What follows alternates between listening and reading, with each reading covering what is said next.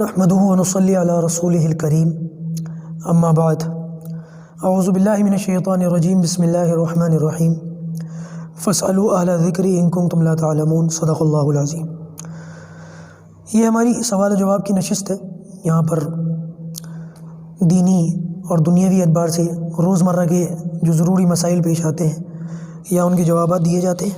اللہ تعالیٰ ہمیں مکمل دین پر عمل کی توفیق عطا فرمائے۔ ایک ہمارے عرش نام کے ایک بھائی سوال پوچھتے ہیں کہ بی جے پی کو ووٹ دینا کیسا ہے؟ بی جے پی کو ووٹ دینے سے کیا بندہ کافر ہو جاتا ہے؟ یہ سوال تو نریندر مودی سے پوچھنا چاہیے۔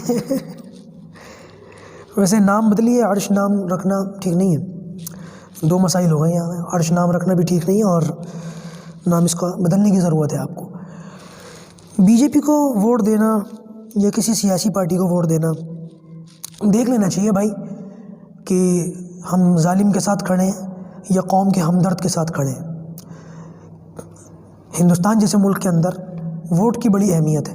میں نے اس تعلق سے ایک ویڈیو بھی بنائی تھی کہ ہمارے یہاں ہندوستان میں جو موجودہ صورتحال ہے، اس صورتحال کے اندر حج عمرے کا سفر کرنا یا ووٹ ڈالنا، اس پر اسلام آفیشل کے اوپر وہ تھی۔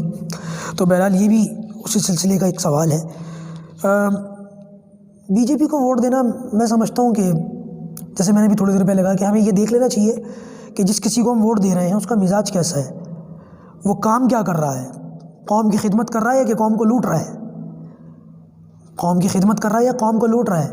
اب اس ڈیفینیشن پر، اس کسوٹی پر کون کھرا اتر رہا ہے، آپ خود دیکھ سکتے ہیں۔ العاقل تکفیل اشارہ، عقل مند کو اشارہ کافی ہے۔ تو لہٰذا موجودہ دور میں جو اس وقت پولیٹیکل پارٹیز ہیں، میرے خیال سے تو صحیح کوئی بھی نہیں ہے ان میں، الا یہ کہ کوئی ایک آدھ، لیکن ان میں سے جس کا آپ نے نام لیا، ہم سب جانتے ہیں، مجھے وضاحت کرنے کی ضرورت نہیں ہے کہ ان کا مزاج کیا ہے، یہ کام کیسا کر رہے ہیں، سب کو پتہ ہے۔ تو لہٰذا اس چیز کو دیکھتے ہوئے ووٹ کریں۔ بس کوشش یہ کریں کہ کربلا کے میدان میں حضرت حسین رضی اللہ تعالیٰ عنہ ظالم کے خلاف ہی کھڑے ہوئے تھے۔